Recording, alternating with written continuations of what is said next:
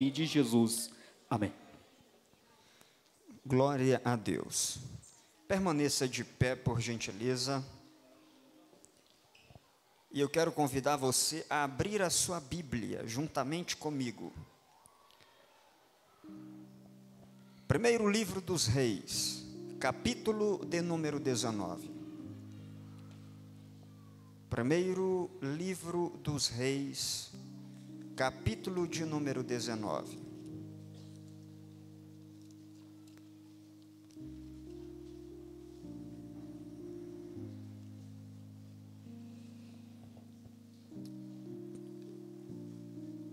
Primeiro livro dos Reis, capítulo de número 19. O texto bíblico nos diz assim: Ora, Acabe contou a Jezabel tudo o que Elias tinha feito e como havia matado todos aqueles profetas à espada. Por isso Jezabel mandou um mensageiro a Elias para dizer: que os deuses me castiguem com todo rigor, se amanhã nesta hora eu não fizer com a sua vida o que fiz com a vida deles, o que você fez com a vida deles. Elias teve medo e fugiu para salvar a vida. Em Berseba de Judá, ele deixou o seu servo e entrou no deserto caminhando um dia. Chegou a um pé de giesta, sentou-se debaixo dele e orou pedindo a morte. Já tive o bastante, Senhor, tira a minha vida. Não sou melhor do que os meus antepassados. Depois se deitou debaixo da árvore e dormiu. De repente um anjo tocou nele e disse: levante-se e coma. Elias olhou ao redor e ali junto à sua cabeça havia um pão assado sobre brasas quentes e um jarro de água. Ele comeu, bebeu e deitou-se de novo. O anjo do Senhor voltou, tocou nele e disse: levante-se e coma, pois a sua viagem será muito longa. Então ele se levantou, comeu e bebeu. Fortalecido com aquela comida, viajou 40 dias e 40 noites, até chegar a Horebe, o monte de Deus. Ali entrou numa caverna e passou a noite. E a palavra do Senhor veio a ele, dizendo: o que você está fazendo aqui, Elias? Ele respondeu: tenho sido muito zeloso pelo Senhor, o Deus dos exércitos. Os israelitas rejeitaram a tua aliança, quebraram os teus altares, mataram os teus profetas. Sou o único que sobrou e agora também estão procurando me matar. O Senhor lhe disse: saia e fique no monte, na presença do Senhor, pois o Senhor vai passar. Então veio um vento fortíssimo que separou os montes, esmigalhou as rochas diante do Senhor. Mas o Senhor não estava no vento. Depois do vento veio um terremoto, mas o Senhor não estava no terremoto. Depois do terremoto houve um fogo, mas o Senhor não estava nele. E depois do fogo houve um murmúrio de uma brisa suave. Quando Elias ouviu, puxou a capa para cobrir o rosto, saiu, repita comigo, saiu, e ficou à entrada da caverna. E uma voz lhe perguntou: o que você está fazendo aqui, Elias? Amém? Feche os seus olhos, põe a mão no seu coração nesse momento. Pai, muito obrigado, te louvamos pela tua graça, pelo teu amor, pela tua misericórdia. Te pedimos nesse momento, ó Pai, mesmo sabendo não sermos dignos do teu amor, te pedimos que nos cubra com a tua graça e que o Senhor faça soprar nessa noite uma brisa suave nesse lugar. Que se alguém aqui nessa noite estiver dentro de uma caverna, Se alguém aqui nessa noite estiver fugindo de Ti, se alguém que nos assiste pela internet estiver dentro da sua casa, sem coragem para se levantar, que a Tua brisa, ó Pai, possa ser sentida como uma brisa, um vento suave, que nos atrai para a Tua presença. Senhor Jesus, queremos sentir esta brisa nessa noite. Não queremos, ó Pai, que o Senhor faça algo diferente daquilo que o Senhor planejou fazer. Queremos que o Senhor haja, que o Senhor realize, que o Senhor faça como o Senhor quer fazer, com a sensibilidade que o Teu Espírito Santo é tão habilidoso em realizar. Muito obrigado. Isto te pedimos por Jesus Cristo. Amém. Assente-se, por favor.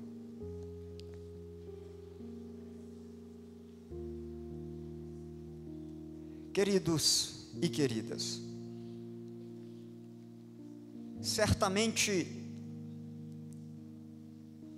qualquer um de nós já enfrentamos em algum momento da nossa vida alguma espécie de desânimo.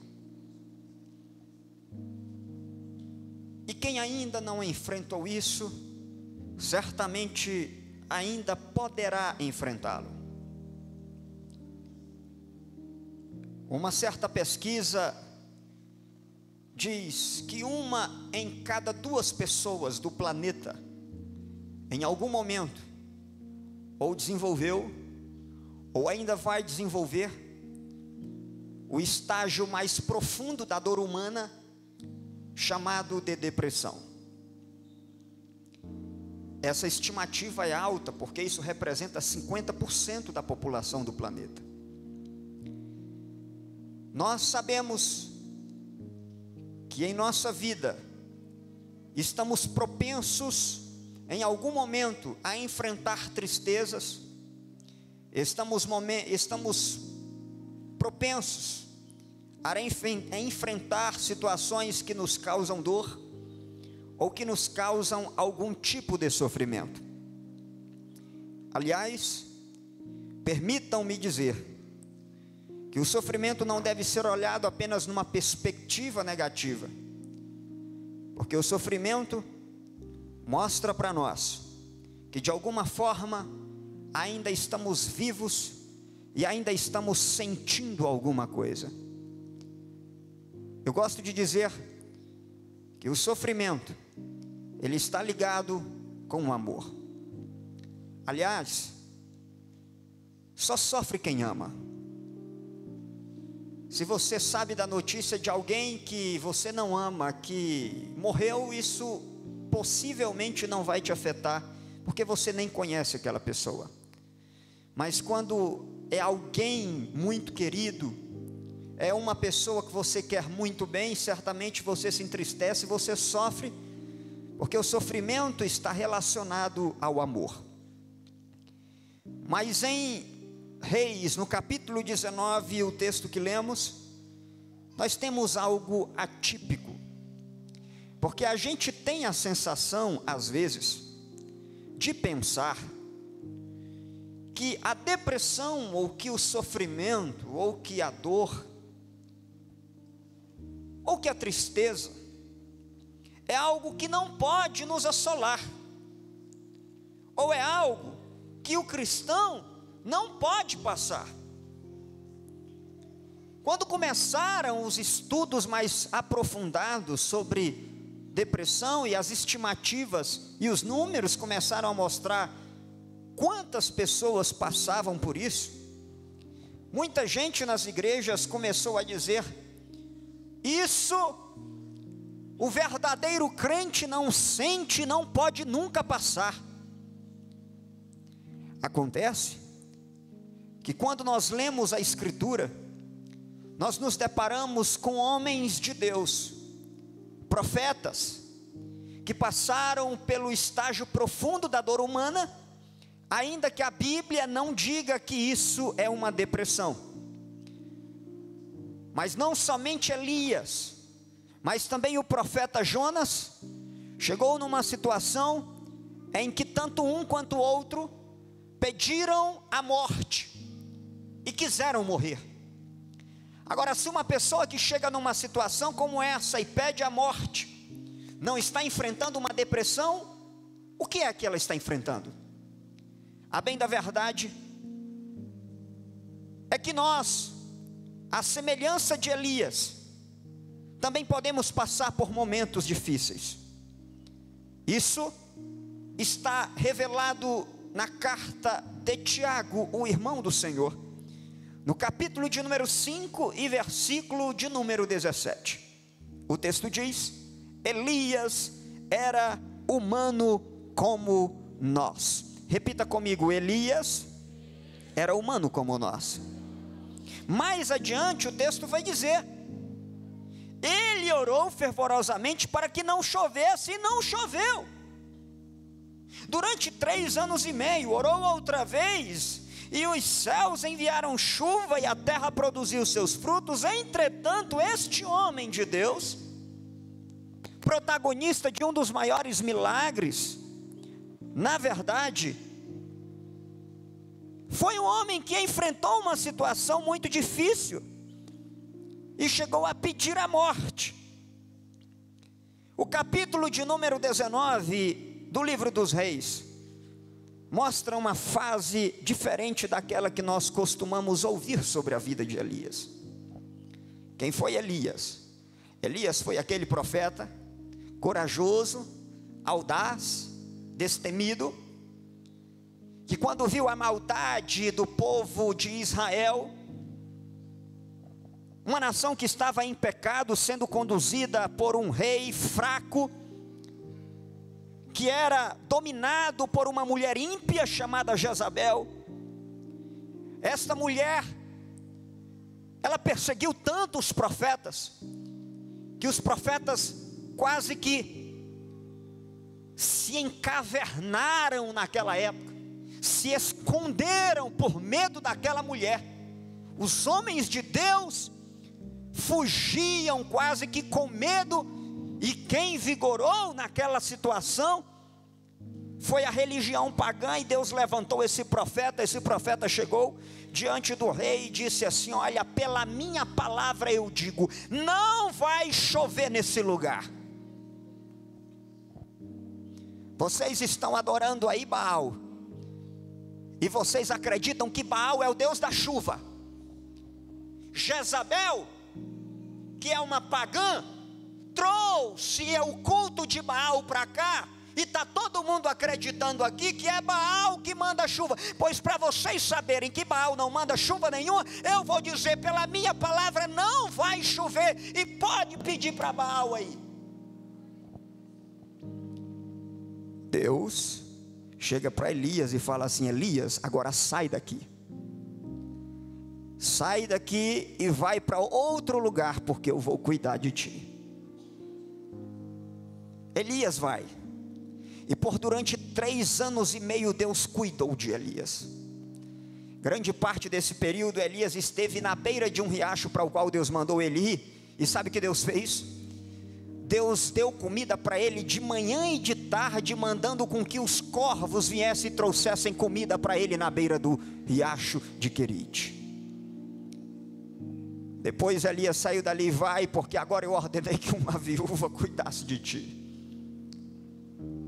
Elias sai, e durante 3 anos e meio Elias vê a provisão de Deus. E quando Jezabel se dá conta que Baal não pode mandar chuva, quando Deus diz que não vai chover, aí eles começam a procurar Elias, para que Elias traga a chuva de volta, porque Elias é servo daquele que manda a verdadeira chuva sobre a terra.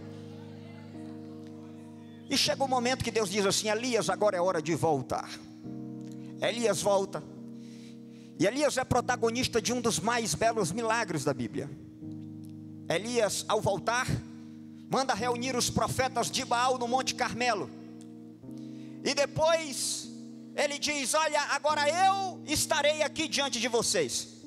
Vocês estão dizendo por aí que Baal é que manda chuva? Pois agora nós vamos fazer uma prova para ver quem que é o verdadeiro Deus. E a prova é o seguinte: vocês vão orar aqui para que Baal responda. E se Baal responder, então Baal é Deus. E eu também depois vou orar e nós vamos ver quem é Deus de verdade. A Bíblia diz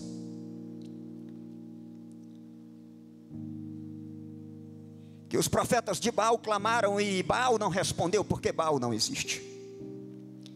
Mas depois Elias falou: arrumem o altar, coloquem água nas valas do altar.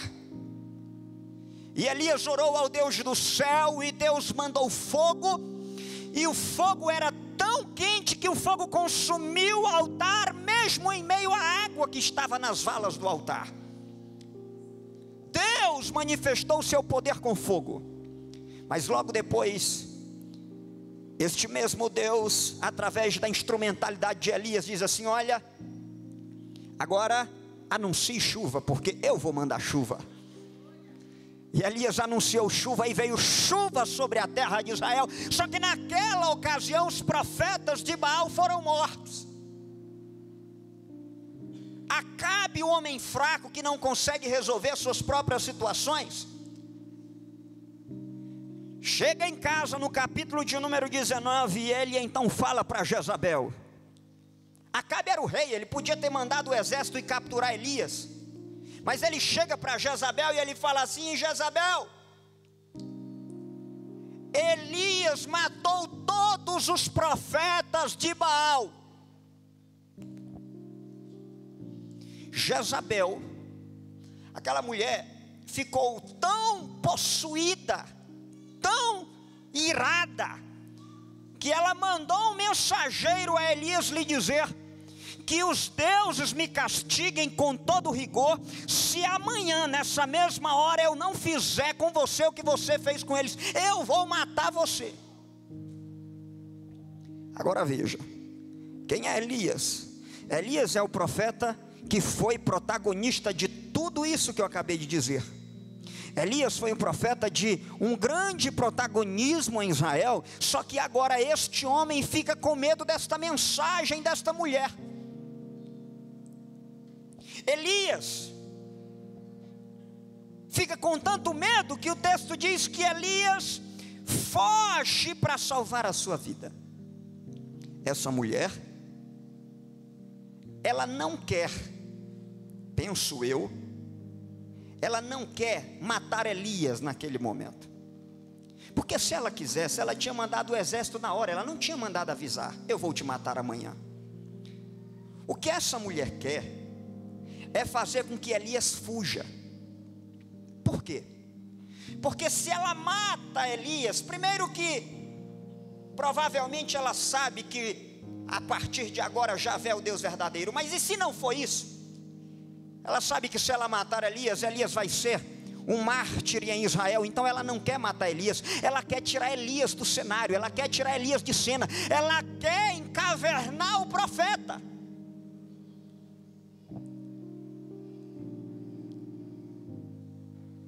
E ela manda mensagem, e essa mensagem, ao chegar aos ouvidos de Elias, faz com que Elias, tendo medo, fuja.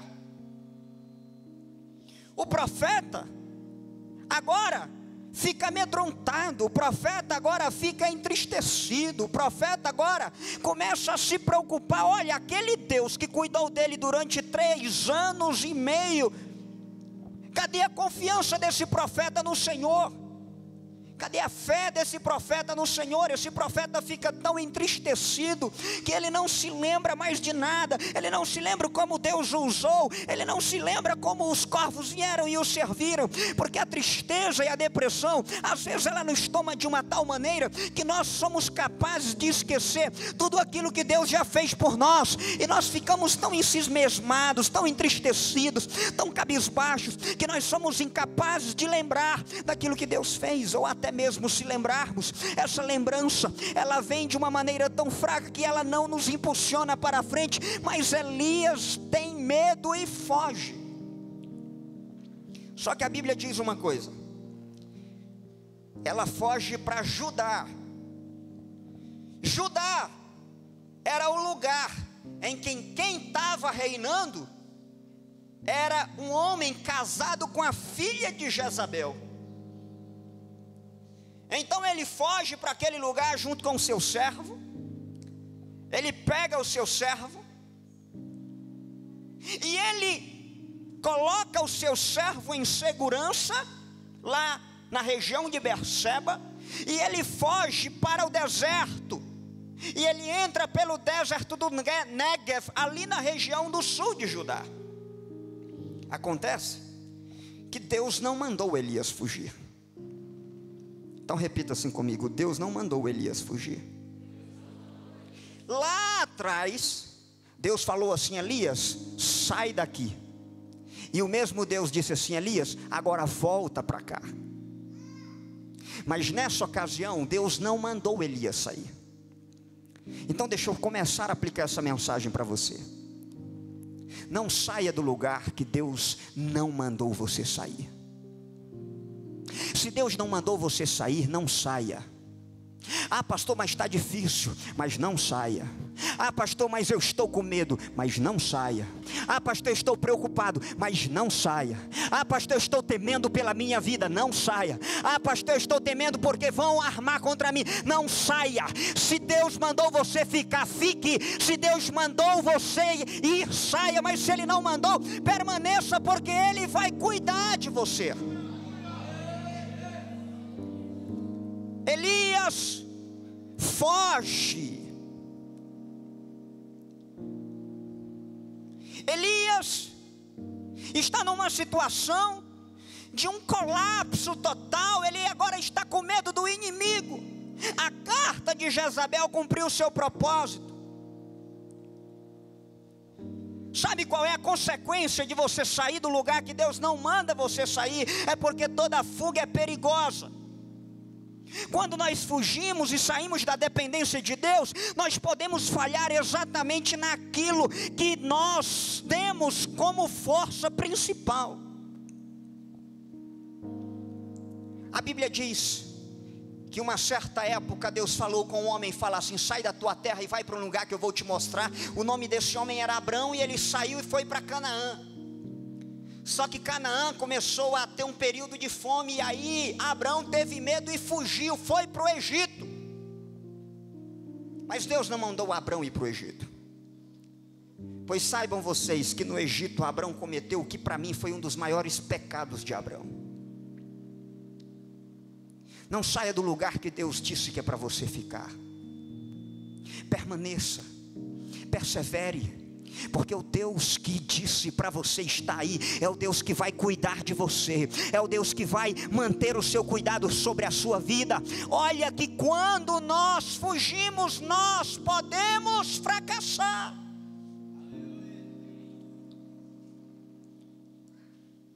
Elias foge, chega no deserto, e no deserto ele senta-se debaixo de um pé de giesta.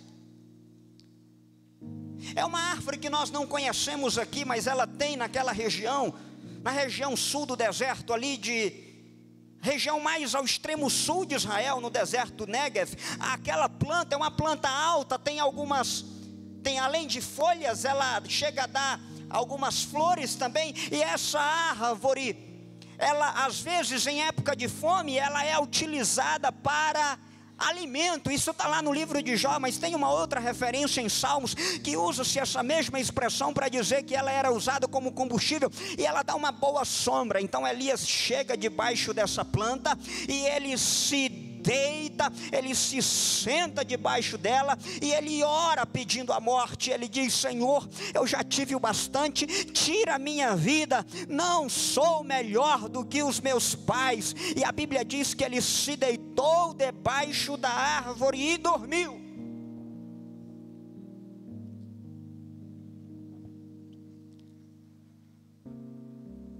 Aqui tem uma combinação de colapso emocional, de exaustão, de fome, de uma sensação profunda de fracasso. Tudo isso misturado com falta de fé no Senhor. E qualquer um de vocês, qualquer um de nós podemos passar por isso. Permitam-me acrescentar algo. Um dos momentos que nós temos que estar mais alerta é depois de uma grande vitória. Sabe por quê? Porque geralmente depois de uma grande vitória, nós embanhamos a espada. Depois de uma grande vitória, nós soltamos a guarda. Nós esquecemos de nos proteger. E aí, nós estamos com possibilidade de sermos atacados por aquilo que atacou Elias. A Elias, depois de um grande sucesso, tem uma grande depressão. Jonas, depois de um grande sucesso, tem uma grande depressão.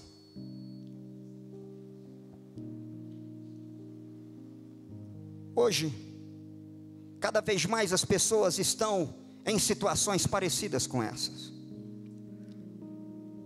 E por vezes, nós estamos tão entristecidos, nós estamos tão desanimados da nossa própria chamada, nós estamos tão desanimados do nosso próprio ministério, nós estamos tão desacreditados de nós mesmos, nós estamos tão desacreditados daquilo que o Senhor Deus disse para nós que ia fazer através das nossas vidas, que nós simplesmente deitamos.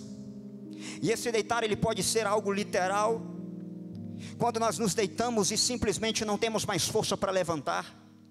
Mas esse deitar também pode ser aquela situação em que você, dentro do seu ministério, você não tem mais vontade de fazer nada, você não sente mais desejo de continuar, você não sente mais desejo de trabalhar, você começa a se sentir incapaz e você se esquece que o Deus que chamou você para o ministério não desistiu de você.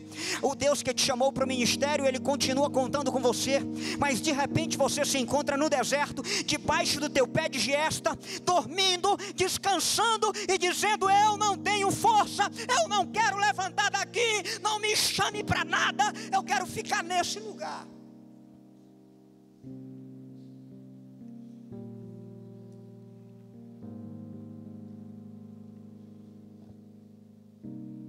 Deus me deu a graça, pela sua bondade, de no último dia 15, defender a tese de doutorado, e ser aprovado com uma nota máxima. Mas esses 4 anos desse programa, foram 4 longos anos. Você não faz ideia de que durante esse período eu passei por altos e baixos. Certa feita, há 1 ano e meio antes de terminar o programa, eu alinhei com a editora a publicação de um livro que é este que foi publicado por último, que tem por título Quando a Graça Escandaliza. E quando eu estava com 40% ou 50% do livro escrito, eu fui tomado por um desânimo tão grande, que eu abandonei o projeto, e passei quase 2 ou 3 meses sem escrever uma letra. E quando eu passava pelo computador, eu não queria nem saber. E nessa época eu estava ainda tendo aulas no Rio Grande do Sul. E teve uma ocasião que eu viajei, e eu cheguei ali na sexta-feira à noite, eu ia ter aula no sábado. E quando foi no sábado pela manhã, eu acordei, olhei no relógio, e sem coragem, sem vontade para levantar, sabia que ia levantar apenas pelo estrito cumprimento do dever. Mas olhei para o relógio e resolvi ficar mais alguns segundos ali. Nessa ocasião eu não estava nem lembrando do livro. Nessa ocasião eu nem me lembrava, porque eu já tinha de alguma forma desistido. Para mim eu tinha desistido, mas não tinha formalizado nem comunicado para a editora. E de repente, a única vez na vida em que eu tive uma experiência de ver alguma coisa semelhante foi essa. em 32 anos, isso não é uma coisa que acontece várias vezes na vida. Eu duvido de alguém que diz que anda vendo o anjo toda hora, porque isso não acontece na Bíblia com os personagens bíblicos. Alguns personagens bíblicos só tiveram uma experiência dessa na vida. Mas nesse dia, como eu estava deitado, eu vi um clarão passando do lado esquerdo para o lado direito. E rapidamente era como se uma voz estivesse gritando dentro da minha mente. E ele dizia: levante-se e escreva, porque eu vou trazer uma pessoa que vai fazer o teu livro ser conhecido no Brasil. Eu guardei aquelas palavras, e aquilo foi o ânimo necessário de que eu precisava para voltar a escrever. Continuei escrevendo. Aquele dia fui para a aula. Quando eu cheguei em casa, minha sogra estava na minha casa. Eu contei isso para minha esposa, minha sogra, e comecei a escrever e esqueci daquela palavra. Meio que não guardei os verbos que foram usados. Quando eu estava próximo de terminar o material, eu liguei para a editora, e o editor falou: espera aí que eu agora vou passar para você, para o cara que vai fazer o teu livro conhecido no Brasil. Naquela hora eu falei: eu já ouvi essa frase, mas eu não tinha certeza quais eram os verbos que tinham sido usados. Na hora eu liguei para minha sogra, que mora ainda no Maranhão, e ela lembrou palavra por palavra e bateu. Eu falei: meu Deus. Eu tinha falado para a editora que ia entregar no prazo, atrasei umas 2 ou 3 vezes, mas quando eu liguei, nessa ocasião, eles falaram: olha, não se preocupe, aqui um livro demora de 6 meses a 1 ano para a gente publicar, mas o seu nós vamos publicar daqui a 1 mês e meio, e você vai ter o seu livro lançado, e o seu livro vai ser distribuído no Brasil inteiro. Sabe, essa ocasião é a ocasião em que você, depois de achar que não tem mais forças para caminhar, Deus vem do seu lado e fala assim: come um pouco, porque eu quero te animar, eu quero que você levante. A Bíblia diz que isso aconteceu. Elias está debaixo do pé de giesta, sentado, e orou pedindo a morte: tira a minha vida, não sou melhor do que os meus antepassados. Ele deita e dorme. De repente um anjo toca nele e disse: levante-se e coma. O anjo que chega, levanta, que manda ele levantar e comer, é aquele que já preparou o alimento para ele comer. Quando ele acorda e olha perto da sua cabeça, sabe o que tem? Tem brasas quentes e um jarro, tem pão assado sobre brasas quentes, sobre pedra quente, e um jarro de água.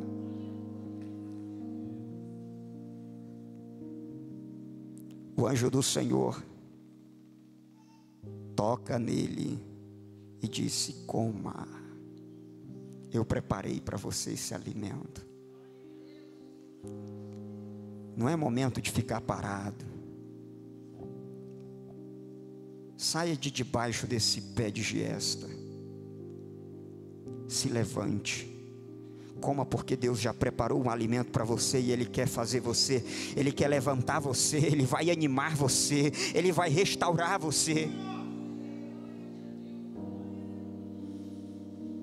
Essa é a graça maravilhosa de Deus, que quando a gente acha que é incapaz, Deus vem do nosso lado, usa alguém, ou Ele mesmo vem, se for necessário, Ele mesmo vem, e Ele diz para você: não é para ficar aí, porque eu te chamei como profeta para se levantar.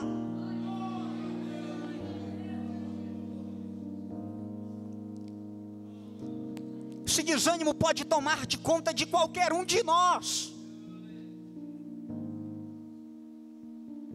É o músico que não quer mais tocar, é o obreiro que às vezes quer desistir da sua chamada.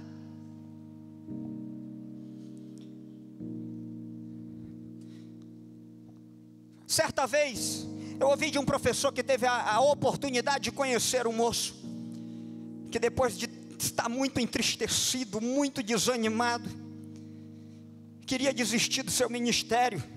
E ele, depois de muita coisa, um homem muito usado por Deus, que parece que se esqueceu de tudo, e de repente ele foi em uma viagem a trabalho para Goiânia, e no ápice máximo do sofrimento dele,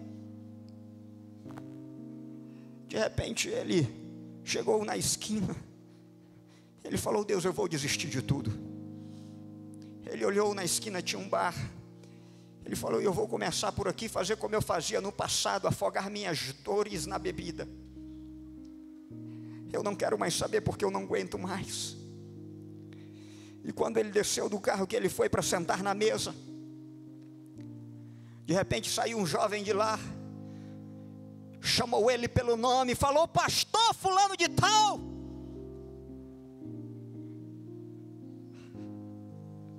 Oi, o que o senhor está fazendo aqui? Não, eu estava só querendo achar um endereço aqui. Na verdade, pastor, o senhor não vai lembrar de mim, com certeza não. Mas olha, pastor, você estava pregando num evento tal, no mês tal, era ao ar livre. Eu estava lá no meio, e quando o senhor perguntou se alguém queria aceitar Jesus, eu fui uma daquelas pessoas que veio chorando à frente e aceitei a Jesus. Olha, pastor, eu estou trabalhando nesse bar aqui, mas Deus já me falou que é por pouco tempo. Ele tinha só uma obra comigo aqui, quando essa obra terminasse, ele ia me tirar, pastor, porque isso aqui não é lugar para mim. Pastor, eu fico aqui, eu não consigo ir nos cultos. Pastor, eu tenho certeza que esse momento está terminando, porque essa semana passada Deus usou alguém e falou que o momento está acabando, está chegando. E aí o pastor olhou para aquele moço e falou: meu filho, o momento certamente já está perto de terminar, o momento certamente já terminou. Era Deus gritando no ouvido daquele homem, dizendo: ei, eu te amo e eu não desisto de você. Não é hora de parar. Levanta e anda.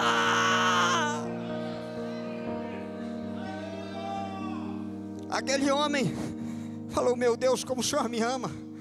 Quando eu estou prestes a colocar tudo no lixo e chego no lugar onde eu vou fazer isso, vem um homem que chega e me chama pelo nome e me lembra daquilo que o Senhor me chamou para fazer. Não faça isso como aquilo que o Senhor colocou. Agora, a tristeza de Elias é tão grande que Elias comeu, bebeu e fez o quê? Dormiu de novo. Repita: dormiu de novo. Deitou-se de novo. Na verdade, a expressão é deitou-se de novo. Ele comeu, se alimentou e deitou. Aí o anjo chega nele, toca nele de novo, pela segunda. Agora olhe, põe na tela aqui para mim, por favor, esse detalhe. Olhe, põe na tela aqui para mim, esse detalhe aqui. Abra aí comigo. Versículo 7, 1 Reis 19, 7. 1 Reis 19, 7. Leia comigo a primeira linha. 1, 2, 3. O anjo do Senhor veio segunda vez. Olha só como é que está o versículo de número. Olha como está o versículo de número 5. Coloque aí, o versículo 5. Olha só, eis que um anjo. Mas lá no versículo 7 fala do anjo do. Repita: anjo do Senhor. De novo, bem forte: anjo do Senhor. O anjo do Senhor veio pela segunda. Isso significa que quem veio pela primeira vez foi o anjo do. Pastor, quem é o anjo do Senhor? Na Bíblia, e se você quiser depois você lê Êxodo capítulo de número 3. A Bíblia diz que o anjo do Senhor apareceu para Moisés. Moisés está no deserto. Moisés já está há 40 anos no deserto, fugindo da sua própria chamada, fugindo de si mesmo, desanimado, não quer saber do Egito, não quer saber de libertar ninguém, ele está no deserto. E quem aparece para Moisés foi o anjo do. E depois a Bíblia diz, mais adiante, que o anjo do Senhor se apresenta para ele e diz assim: sabe qual é o meu nome? O meu nome é Eu Sou o que Sou. Eu sou o que sou. O anjo do Senhor é o próprio Deus. Então sabe quem vem aqui para Elias? O anjo do Senhor. Acontece que no versículo 5, Elias está tão entristecido que Elias nem percebe que quem veio foi o anjo do Senhor. Elias, o texto fala só de anjo no versículo 5, porque Elias está tão ensimesmado, Elias está tão entristecido, que ele não consegue ver a possibilidade de que é Deus que está agindo em favor dele. E aí agora, é que mais ou menos no versículo de número 7, o texto é preciso e diz, que é o anjo do Senhor que voltou nele e diz: meu filho, levante-se. A ordem agora é diferente, a ordem agora é assim, ó: levante-se, melhor, é semelhante à ordem: levante-se e coma, pois a sua viagem será muito longa. Olha o que Deus diz para Elias, olha que o próprio Deus diz para Elias: Elias, eu já te alimentei uma vez e você se deitou, mas eu venho hoje para te alimentar uma segunda vez. Mas Elias, em nome de Jesus, levante-se, levante-se, levante-se, levante-se, levante-se e coma, pois a viagem é longa. O seu fim não é aí, o seu fim não é aqui, o seu fim não é onde você pensou que é, o seu fim não é nessa depressão, o seu fim não é nessa tristeza, o seu ministério não vai acabar aí, o seu ministério vai prosseguir. Deus diz: levante, coma e ande, porque ainda tem muita coisa pela frente, ainda tem caminhada pela frente, ainda tem jornada pela frente, ainda tem projeto para frente. Ei, os meus sonhos ainda não se cumpriram, portanto levante-se e coma.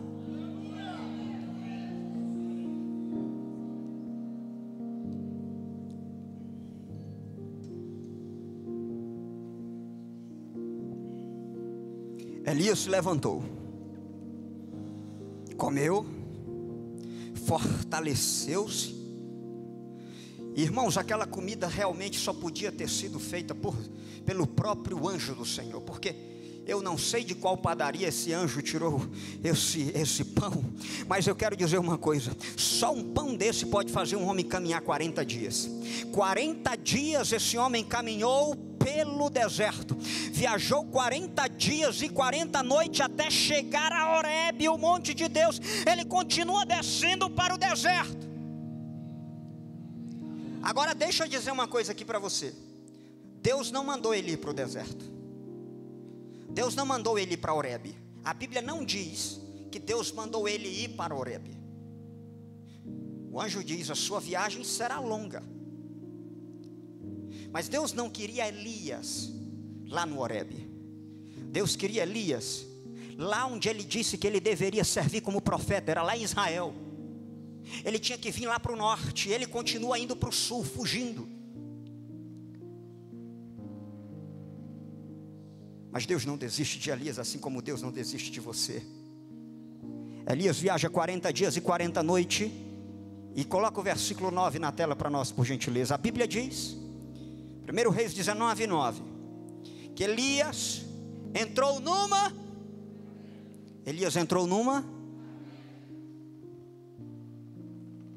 e passou.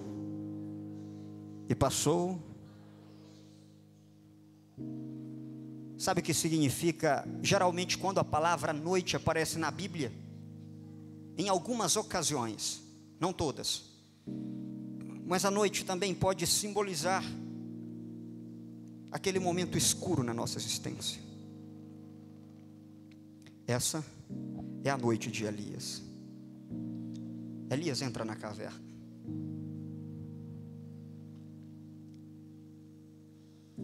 É aquele momento em que Elias não quer ver ninguém. É aquele momento em que Elias quer ficar sozinho. É aquele momento em que Elias, como algumas pessoas, não querem atender o telefone, não querem aparecer na igreja. É aquele momento em que a pessoa não tem vontade de fazer mais nada, ela só quer ficar escondida.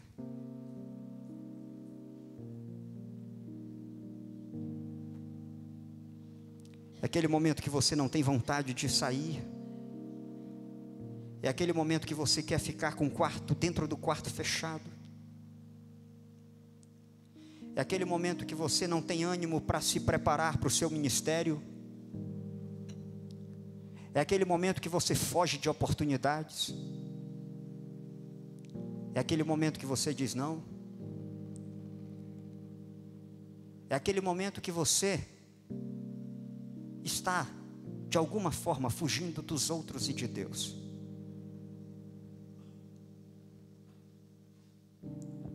Você está dentro da caverna. Elias passa ali a sua noite. Elias possivelmente volta a deitar.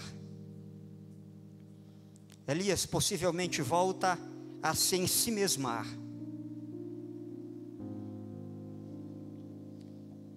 Será que você já passou ou está passando por uma situação assim? Eu tenho uma boa notícia para você nessa noite. Deus não vai deixar você dentro dessa caverna, e foi por isso que Deus veio falar com você, e Ele está na porta da caverna para falar contigo. Deus vem, e a palavra do Senhor veio a ele, e Deus começa um diálogo assim: o que você está fazendo aqui, Elias? O que você está fazendo dentro dessa caverna, Elias? Elias, eu não te quero aí, Elias. Elias, eu te chamei para ser profeta em Israel. Você está do outro lado do continente quase, Elias. Você atravessou Israel inteiro. Já chegou na Arábia. Elias, o que você está fazendo aí? Deus sempre começa com pergunta, alguns diálogos na Bíblia. Foi assim que Deus começou a falar com Caim. Deus chega para Caim e faz uma pergunta. Deus chega para Adão quando Adão se esconde, e Deus fala para Adão: Adão, onde tu estás? Será que Deus não sabe onde é que Adão está? Será que Deus não sabe onde Caim está? Será que Deus não sabe onde é que Elias está, o porquê Elias está ali? Mas Deus quer que a gente fale, porque enquanto a gente fala, a gente é curado, a gente verbaliza, a gente processa, a gente reelabora, a gente consegue dizer com as nossas próprias palavras. Enquanto a gente diz, enquanto a gente ora, enquanto a gente conversa com Deus, Deus nos cura. Mas o problema é que nós estamos tão ensimesmados que nós não conseguimos às vezes nem responder. E Deus pergunta: o que você está fazendo aqui, Elias? E Elias faz uma coisa que muita gente faz, e eu quero alertar você para o perigo de fazer isso. Elias começa com um sentimento de autopiedade. Elias diz: Senhor, eu tenho sido muito zeloso. O Deus dos exércitos, só que os israelitas rejeitaram a tua aliança, quebraram os teus altares, mataram os teus profetas, e eu sou o único crente desse lugar, e agora estão procurando matar esse único crente que sobrou na face da terra.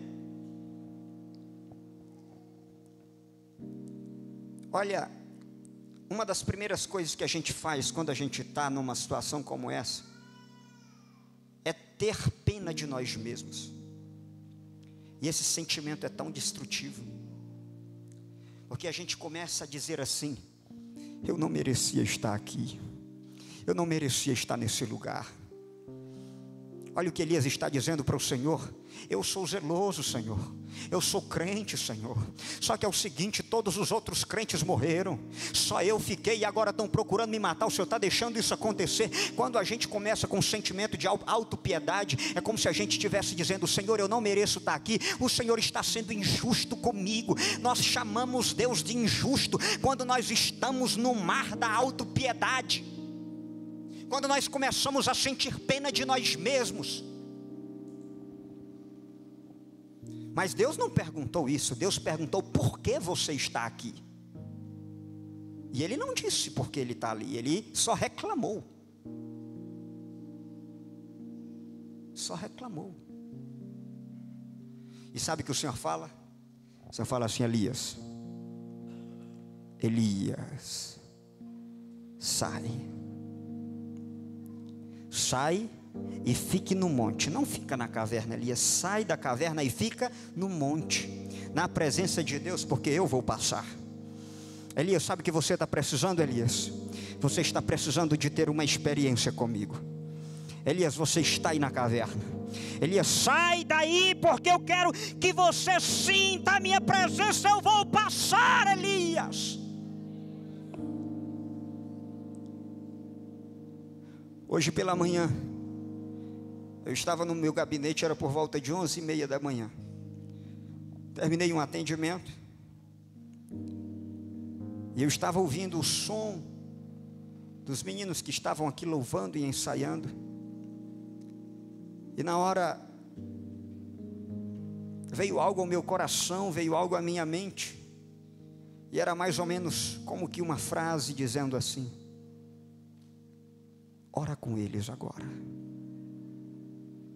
E eu ouvi, eu esperei um pouquinho e a voz veio mais forte na minha mente: ora com eles agora.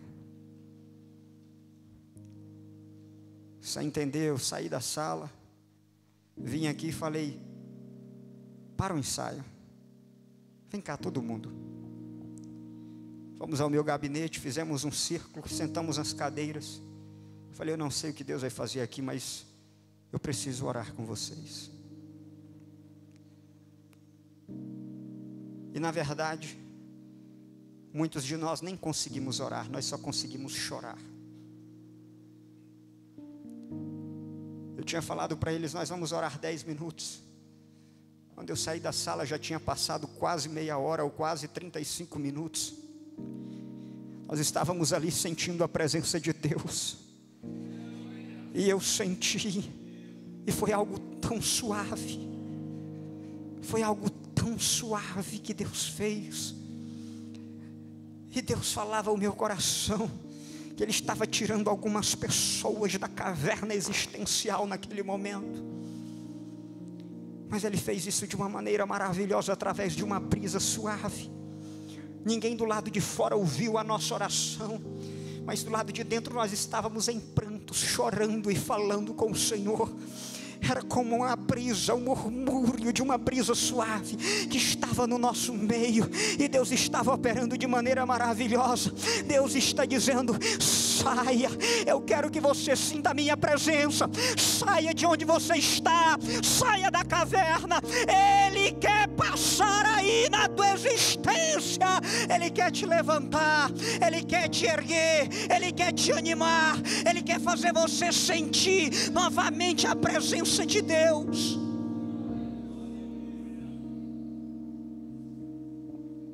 A Bíblia diz: mandou um vento forte, e aquele vento chacoalhou a poeira daquele lugar. E Elias saiu da caverna.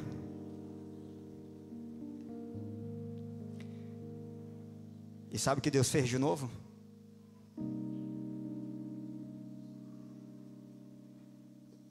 Deus mandou um terremoto. Deus fez aquele monte tremer para ver se Elias saía da caverna. O monte tremeu, sim ou não?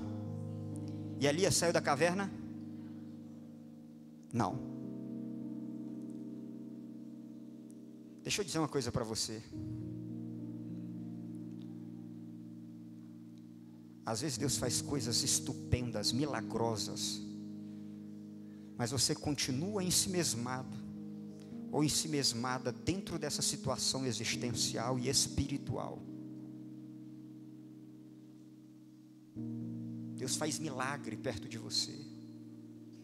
Deus manda um vento perto de você. Deus manda um terremoto perto de você, e você não é capaz de sair daí.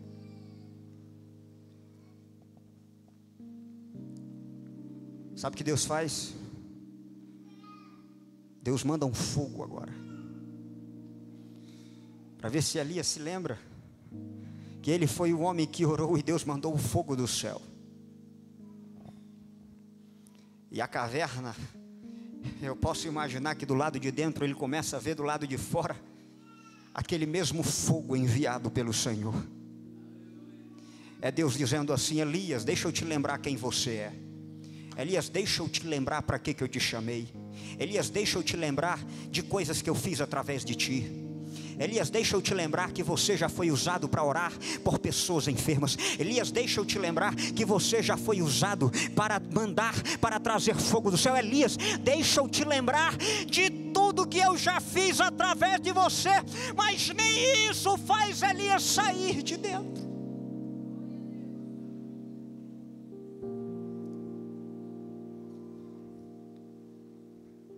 E quando Elias não sai, aí Deus não manda mais vento, Deus não manda fogo, Deus não manda a Ele próprio terremoto, mas agora Ele mesmo vem através de uma brisa suave. Deus não estava no fogo, mas foi Deus que mandou o fogo. Agora, quando é a brisa suave, Deus não manda a brisa, Deus vem na brisa. Deus vem na brisa, de maneira suave. E sabe o que significa para mim esse sussurro de Deus? A palavra hebraica usada aí é um barulhinho silencioso. Isso no hebraico é quase que uma contradição, porque um barulhinho silencioso. Deus vem e fica à entrada da caverna, e a brisa está passando. E para mim essa presença de Deus nessa brisa é Deus dizendo assim: Elias, eu te amo. Sinta a brisa da minha graça. Sinta esse sussurro. Eu estou aqui, Elias. Eu vim para te restaurar. Eu vim para te levar de volta. O teu lugar não é aí dentro. O teu lugar não é aí. Sai, Elias. A Bíblia diz que quando Elias ouviu, Elias saiu. Só agora que Elias sai. Versículo 13. Elias saiu e ficou na entrada da caverna. Aquela voz que tinha perguntado: o que você está fazendo aqui? Fez a mesma pergunta de novo: o que você está fazendo aqui? E se Deus perguntou a segunda vez, é porque a primeira vez ele não recebeu a resposta que ele queria, e ele está te dando uma segunda chance. Ele pergunta de novo: o que você está fazendo aqui, Elias? E Elias reclama novamente. Elias repete a mesma resposta: Senhor, eu sou o único crente, eu tenho zelo, mas eu fui o único que sobrei, e agora estão querendo me matar, e o que vai ser do Senhor se eu, que sou o único crente, morrer? Estão procurando me matar, e eu estou aqui por isso. E o Senhor diz para Elias no versículo de número 15: Elias, não é assim, meu querido. Você não é o único que sobrou, e não é aqui o seu fim. Então deixa eu dizer uma coisa para você, Elias. Volte pelo mesmo lugar que você veio. Volte pelo mesmo lugar que você veio. Vá para o deserto de Damasco.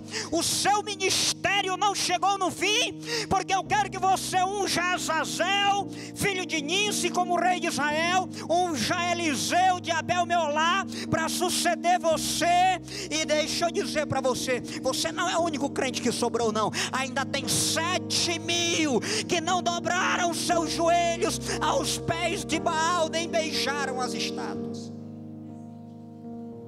Elias não chegou ao fim. Elias, não é hora de parar. Sabe o que Deus fala para você hoje? Eu não sei o que te levou, ou o que está te levando a se afastar do Senhor, ou a se ensimesmar existencialmente. Mas Deus, que sabe onde você está, e que veio ao teu encontro, Olha, ele não vai dentro da caverna, mas ele está na porta. Ele está dizendo assim: vem para fora. Vem aqui fora que eu quero te dar um abraço. Eu quero te perdoar. Eu quero te restaurar. Eu quero te abraçar. Eu quero fazer uma pergunta nesse momento. Tem alguém nessa noite que está distanciado dos caminhos do Senhor, ou que sente que de alguma forma, ou espiritualmente, ou existencialmente, está numa caverna espiritual, ou existencial, ou emocional? Eu quero que você curve a sua cabeça, eu quero orar por você.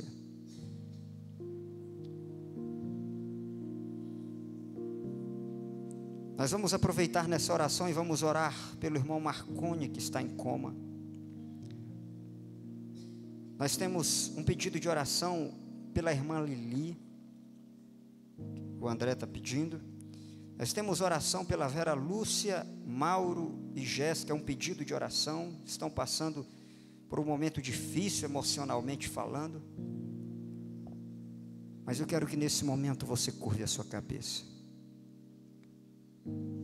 Eu quero que você nesse momento sinta essa palavra doce, essa brisa suave que vem do trono do céu para a sua vida, dizendo: o seu lugar não é aí onde você está. Não adianta se esconder, não adianta fugir. Você sabe onde você tem de estar. Foi para isso que eu te chamei. Então sai da caverna, vem para fora, que eu quero te abraçar. Senhor Jesus, muito obrigado por esta palavra. Te louvamos pela tua bondade, te louvamos pela tua misericórdia. Queremos te agradecer, Jesus querido, porque o Senhor veio nessa noite com essa palavra para nos restaurar, para nos tirar, para nos levantar, para nos resgatar. Senhor Jesus, muito obrigado pela tua presença, muito obrigado pelo teu amor. Abraça esta pessoa que está existencialmente dentro desse lugar escuro e não quer sair, não sente vontade de sair, e que às vezes mesmo a lembrança de coisas grandiosas ainda não foi suficiente para fazê-lo ou fazê-la sair dessa posição. Mas nesta noite, ó Pai, abraça. Nessa noite levanta, nessa noite perdoa, nessa noite restaura, nessa noite cura. Senhor, te pedimos uma cura, que essa cura seja existencial, que essa cura seja emocional, que essa cura seja espiritual e que essa cura também seja física. E é por isso que te oramos pelo Marconi que está em coma. Oramos a Ti, ó Pai, pelas pessoas que estão em depressão ou em tristeza profunda. Oramos a Ti pelas pessoas que estão enfermas da alma, enfermas do corpo. Meu Deus, em nome de Jesus Cristo de Nazaré, eu quero acreditar, ó Pai, que a Tua palavra é suficientemente capaz para alimentar esse espírito abatido, essa alma entristecida, e fazê-la levantar. Essa pessoa que pensava em desistir, que pensava em parar, que pensava, meu Deus, em abandonar, que pensava em fugir, mas agora o Senhor vem a nós e diz: ei, volte por onde você fugiu, porque eu ainda tenho obra para você, eu ainda vou te usar. Ainda existe vida, ainda existe projeto, ainda existem sonhos, ainda existem metas, ainda existe esperança, ainda existe trabalho a ser feito. Eu ainda vou te usar, eu ainda vou te levantar, e essa situação será um instrumento capaz, para te aprimorar e para curar outros e outras que, passando por essa situação, serão por você consolados, serão por você ajudadas, porque eu venho a você para te trazer desse deserto existencial de volta à verdadeira vida, de volta a ver o sol que brilha nesse novo dia, agora na tua existência. Pai, em nome de Jesus, muito obrigado. Nos leva em paz para os nossos lares, nos guarda, nos livra, nos guia. Levanta, Pai. O Senhor veio aqui tão longe, tão longe. O Senhor está chegando tão longe, para pegar na mão, para abraçar e dizer: pode voltar, porque eu te recebo.